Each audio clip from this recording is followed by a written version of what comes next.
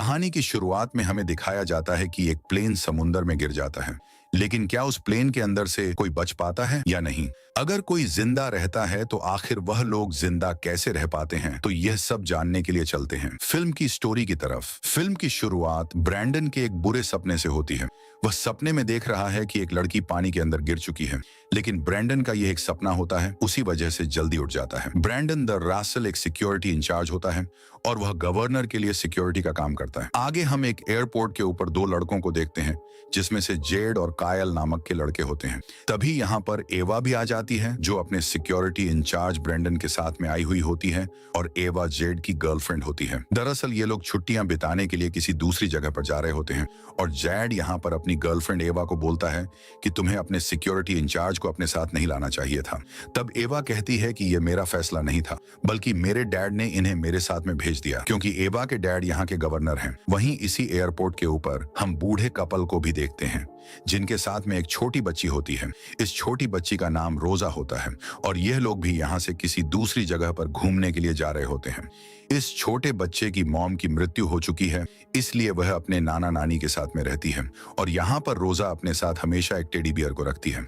लेकिन जब वो यहाँ से जा रही थी तब वो टेडी बियर उसके बैग से निकलकर गिर जाता है और रोजा को इस बात का पता नहीं चलता। यहाँ पर जेड अपनी गर्लफ्रेंड से बहुत सारे सवाल पूछता है कि जैसे तुम पढ़ाई क्यों छोड़ रही हो, या फिर आगे तुम क्या करने वाली हो? तो यहाँ पर एवा बोलती है कि मैं किसी इंटरव्यू पर नहीं जा रही, बल्कि हम घूमने के लिए जा रहे हैं, तुम मुझसे ऐसे सवाल मत करो। और वह गुस्सा होकर यहाँ से चली जाती। आगे रोजा अपने टेडी बियर को ढूंढ रही होती है। जब वह नहीं मिलता तो खोजने जाती है, पर तभी वह यहाँ पर एवा से टकरा जाती है। एवा यहाँ पर गुस्से में होती है, उसी वजह से वह रोजा को भी डांट देती है।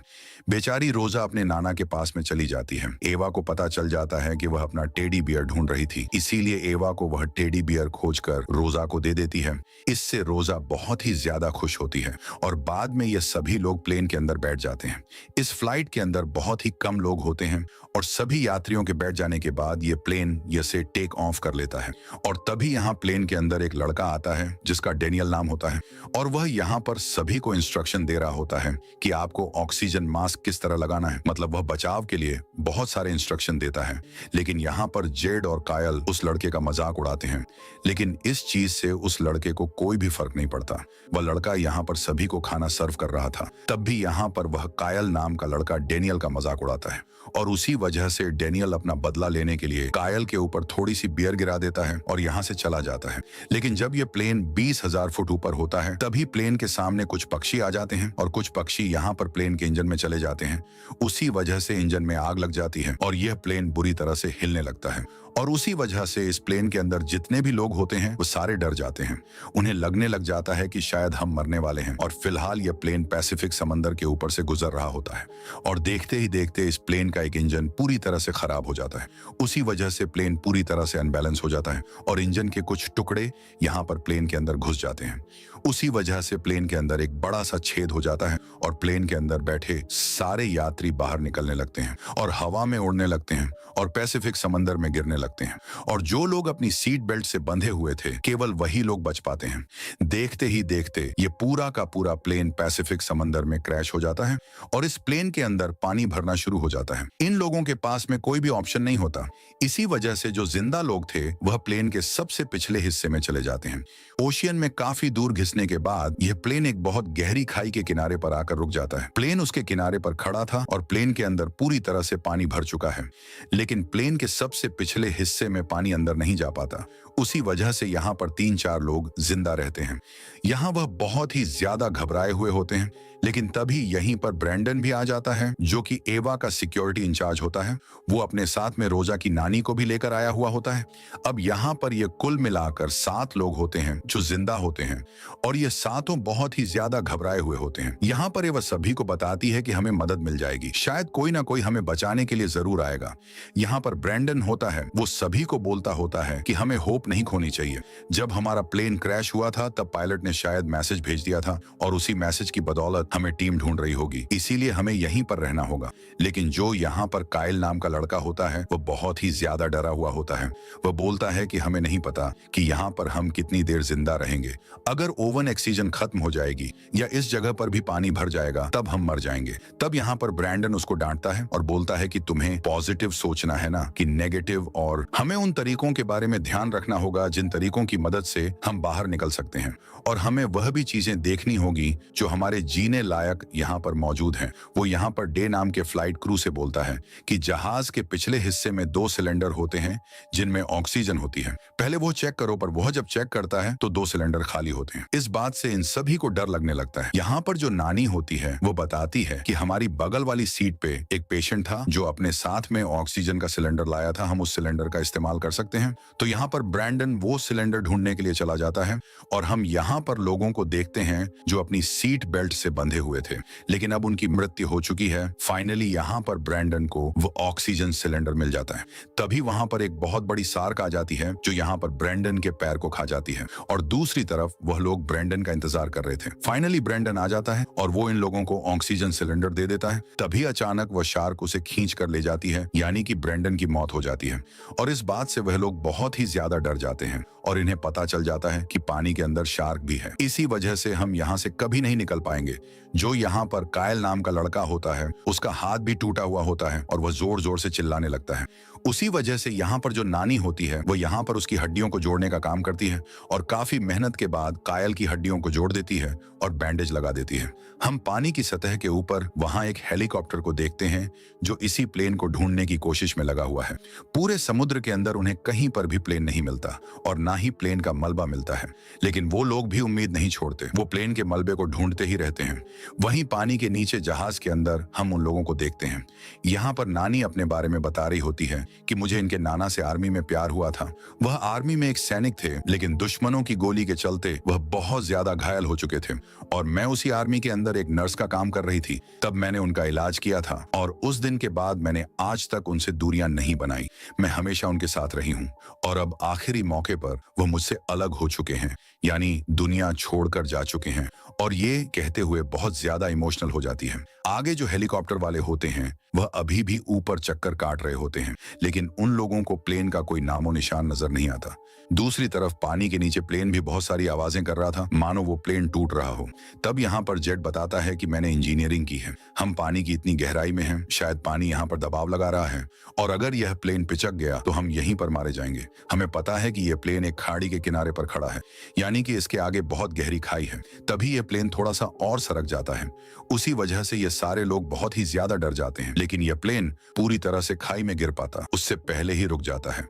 अब यह सारे लोग बैठकर प्लान बनाने लगते हैं कि हम यहाँ से कैसे बाहर निकल सकते हैं। यहाँ पर जो एवा होती है वह बोलती है कि हमें तैरकर बाहर निकलना होगा और किसी तरह सार्क का ध्यान बटाना होगा। तब यहाँ पर जो रोजा नाम की छोटी सी लड़की होती है वह बोलती है कि हमें बुलबुलों की मदद लेनी होगी क्योंकि सार्क बुलबुलों के पास में नहीं आती। तो यहाँ पर कायल नाम का जो लड़का होता है वह बताता है कि मैंने देखा था कि प्लेन के अंदर 2 ऐसे लोग भी चढ़े थे जिनके पास में तैरने वाले सूट थे और अगर हम लगेज वाले केबिन तक किसी तरह पहुंच जाएं तो उन सूट को यहाँ पर लेकर आ सकते हैं। अब यहाँ पर जो क्रू का मेंबर होता है वो बोलता है कि यहाँ पर एक गुप्त दरवाजा होता है और अगर हम उसकी मदद से यहाँ से चले जाएं तो उस लगेज रूम तक पहुंच सकते हैं। वही हम ऊपर उड़ रहे हेलीकॉप्टर को देखते हैं। वो लोग भी पानी के ऊपर चक्कर काट रहे होते हैं, लेकिन तभी उन्हें जहाज का मलबा नजर आ जाता है। उन्हें पता चल जाता है कि यह प्लेन यहाँ पर ही क्रैश हुआ है। इसी वजह से वह हेलीकॉप्टर 2 गोताखोर को लैंड करा देता है और वो गोताखोर जहाज को ढूंढना शुरू कर देते हैं। बहुत ही अच्छी किस्मत के चलते वो लोग जहाज को बहुत जल्दी ढूंढ लेते हैं और जहाज के करीब जाने की कोशिश करते हैं और ये सभी लोग भी ग्लास की मदद से देख लेते हैं कि उनकी तरफ कुछ गोताखोर आ रहे हैं। इनकी उम्मीदें बढ़ जाती हैं कि अब शायद हम जिंदा बच जाएंगे और उस वजह से ये सारे लोग खुश होते हैं। वो गोताखोर भी इन लोगों को देख लेता है और इन लोगों को इशारों में बताता है कि हम तुम्हें बचा लेंगे। तभी यहीं पर एक सार्क आ जाती है और उन गोताखोर को खा जाती है और इस बात से इन लोगों की उम्मीदें फिर से टूट जाती हैं और ये काफी ज्यादा डर जाते हैं। इन्हें पता होता है कि 2 गोताखोर थे, एक को तो शार्क ने मार दिया, शायद दूसरा बच गया हो और वह हमारी तरफ आता हो और यह उसी का इंतजार करने लगते हैं, लेकिन वो गोताखोर काफी देर तक नहीं आता। उसी वजह से इन्हें पता चल जाता है कि शायद वह भी मारा गया गया है। एक बार फिर से ये निराश हो जाते हैं। तब यहाँ पर जो एवा नाम की लड़की होती है वह बोलती है कि मैं उस गोताखोर को देखने के लिए प्लेन के अगले हिस्से में तैर कर जाऊंगी ताकि हम उसके ऑक्सीजन सिलेंडर का इस्तेमाल कर सके। लेकिन तभी यहाँ पर जो जेड होता है उसका पैर फिसल जाता है और पानी में गिर जाता है, और तभी वहीं पर एक शार्क आ जाती है जो जेड के पैर को काट लेती है। जेड बहुत ज्यादा डर जाता है। उसे जल्दी से ये लोग पीछे लेकर आते हैं और उसके घाव पर बैंडेज लगाने की कोशिश करते हैं। साथ ही साथ उसकी इस पैर को बांध भी देते हैं ताकि बहुत ज्यादा ब्लड न बहे। आगे वह एक छोटे से दरवाजे के अंदर से चली जाती है और वह यहाँ से सीधा लगेज केबिन में पहुंच जाती है। हाँ, पर पानी भरा हुआ होता है और वह स्विमिंग सूट के बैग को खोजने लगती है। लेकिन तभी यहीं पर शार्क आ जाती है। उसी वजह से वह बहुत ही ज्यादा डर जाती है। लेकिन फाइनली वह किसी तरह उस बैग को ले आती है और ये सभी लोग उस बैग के अंदर जरूरी चीजें ढूंढने लग जाते हैं। इन्हें यहाँ पर सूट मिल जाते हैं। लेकिन जैसे ही इनकी निगाहें जेड की तरफ जाती हैं तो इन्हें पता चल जाता है कि जेड ने अपनी आखिरी सांसें ले ली हैं, यानी कि वह मारा जा चुका है। इस बात से एवा बहुत ही ज्यादा दुखी होती है। वह रोने लगती है। वो बोलती है कि इस दुनिया में मेरा कोई नहीं है। पहले मेरी मोम छोड़कर मुझे चली गई थी, उसके बाद ब्रैंडन और उसके बाद जेड, और अब मैं बिल्कुल अकेली रह चुकी हूँ। अब मेरा कोई दोस्त भी नहीं है। लेकिन यहाँ पर दूसरे लोग होते हैं, वह उसे संभाल लेते हैं। अब यहाँ पर केवल 5 लोग जिंदा बचते हैं और इन लोगों के पास में अपने अपने सूट होते हैं और ये सारे लोग फैसला कर लेते हैं कि हमें तैर कर यहाँ से बाहर निकलना होगा। वो साथ ही यहाँ पर एवा बोलती है कि जो गोताखोर यहाँ पर आया था, हम उसका स्कूबा टैंक यूज कर सकते हैं जिसके अंदर वह ऑक्सीजन होती है और उसकी बदौलत हम सतह पर जा सकते हैं। तब यहाँ पर जो कायल नाम का लड़का होता है वह बोलता है कि मैं बहुत ज्यादा देर तक सांसें नहीं रख सकता, मैं मर जाऊंगा। तो यहाँ पर छोटी बच्ची रोजा बोलती है कि तुम कितनी देर सांस रोक सकते हो? तो वह बोलता है कि मैं 2 मिनट के लिए सांस रोक लूंगा। एवा बताती है कि इतनी देर तक हम काम चला लेंगे, लेकिन हमें सबसे पहले शार्क को किसी तरह दूर लगाना होगा। उसी वजह से ये ऐसे बैग्स को ढूंढने लग जाते हैं जिन बैग्स में हवा भरी जाती है, जो इमरजेंसी के टाइम पे काम आते हैं, जिन्हें गले में पहना जाता है। और एवा उन बैग्स को हर एक पैसेंजर सीट से उठा उठा कर ले आती है और यह सभी लोग यहाँ से निकलने के लिए अब तैयार हो जाते हैं। लेकिन जो यहाँ नानी होती है वो बताती है कि मैं तुम लोगों के साथ में नहीं जा पाऊंगी। अगर मैं तुम लोगों के साथ में गई तो तुम लोग धीमे पड़ जाओगे, इसलिए मैं यहीं पर रहूंगी और मदद का इंतजार करूंगी।